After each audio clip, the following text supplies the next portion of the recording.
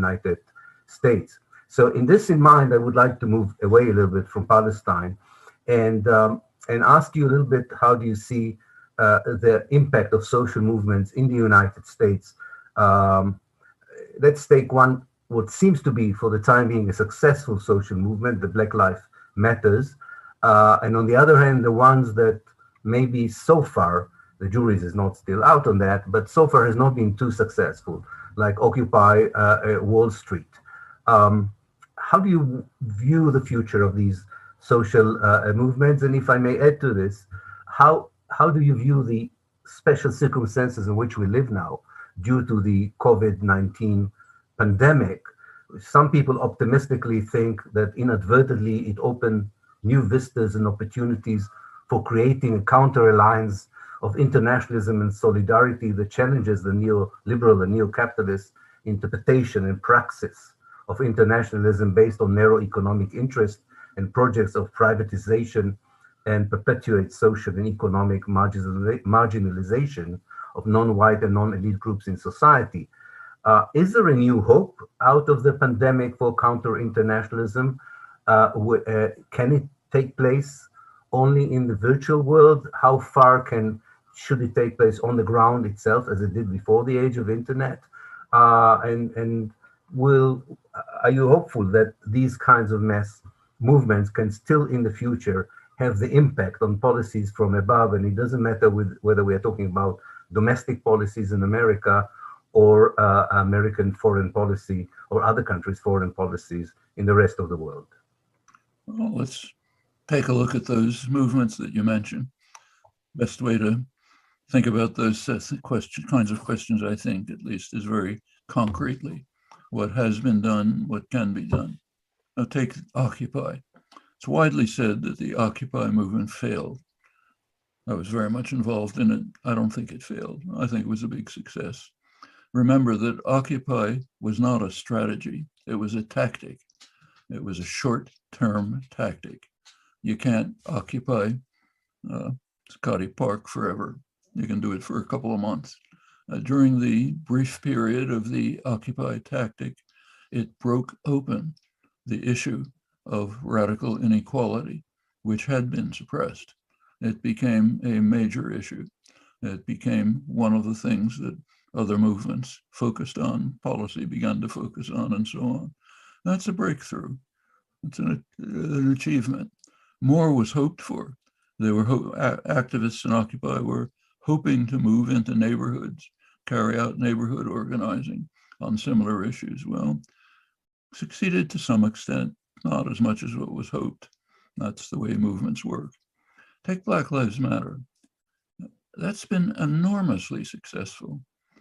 Even before the George Floyd murder, Black Lives Matter had penetrated large parts, not only of the Black community, but others, and was remarkably popular, had general popularity way beyond what social movements have. After the Floyd assassination, it just exploded.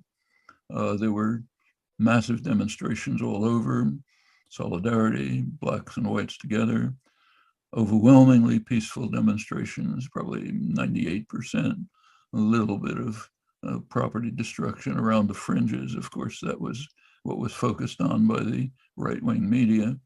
It had literally 2/3 popular support in the United States. That is incredible for a popular movement. It's far beyond what Martin Luther King had, even at the peak of his popularity, and it remains very high. Of course, the right wing is making extreme efforts to try to demonize the movement, saying it was all about violence, it was trying to murder whites, and so on and so forth. See that all over. Just about every Republican state now, right now, is either considering or passing legislation to effectively ban popular demonstrations. So, for example, the state of Oklahoma just made it legitimate for the driver of a car to hit, even to kill demonstrators if some fake pretense. In other words, let's you should really look at these legislations. Their desperation across the board to try to stop any popular activism. This goes along with the parallel efforts in Republican states to prevent voting, to cut back the danger that there might be popular votes. That's desperation. And unfortunately, there is support for it. Trump was brilliant at tapping the poisons that run just beneath the surface in American society, bringing them to the surface, giving them some kind of justification, at least self-justification, and it's leading to a very serious problem. It's almost half the population, which is now consumed with terror about what's called the Great Replacement. The white traditional Christian population is being overwhelmed and destroyed, faced with genocide by immigrants, blacks, and so on and so forth. I'm old enough to remember this in the 1930s. It's not funny. That's happening. Well, but that's part of that is the reaction to the growth of successful popular movements, which are having a major impact. The Sanders campaign was an astonishing success. It broke with over a century of American political history. American elections are pretty much bought by concentrations of economic power. You can predict the outcome of an election with remarkable high probability simply by looking at campaign spending. That Sanders totally changed that, became the most popular political figure in the country, virtually won nomination with no support from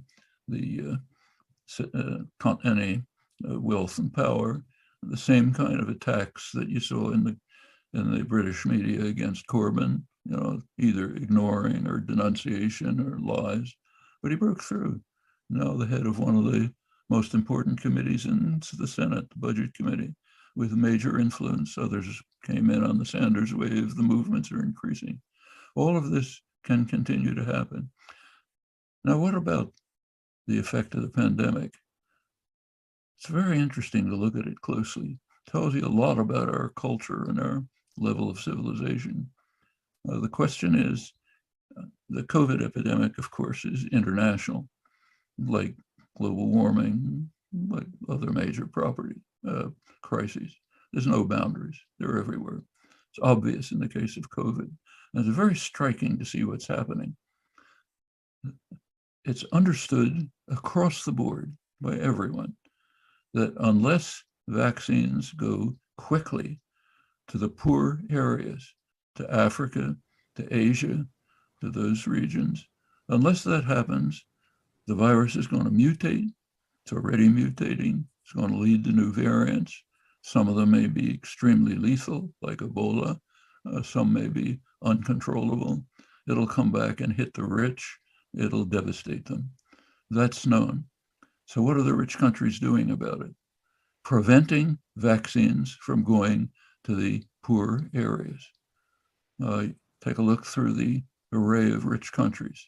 They're monopolizing vaccines even well beyond what they can use, just storing them up just in case, not distributing them to the poor countries, even though the leadership knows very well that it's a suicidal course.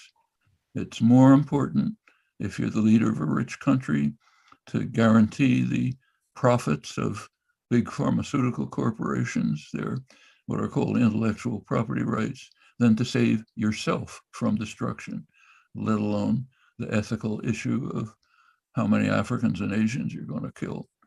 It's amazing to watch. Tells you something about the level of civilization in the highest circles, okay? The details are even more astonishing. So actually there are a few countries who are internationalist, one in particular, Cuba. It's the one genuinely internationalist country in the world. Sends out doctors all over, sends out, like when at the beginning of a year ago, beginning of the pandemic in Europe, you'll recall, there was a real outbreak in northern Italy, very serious outbreak. Northern Italy happens to be very close to two rich countries, which are in the same union, technically, European Union that Italy is, Germany and Austria.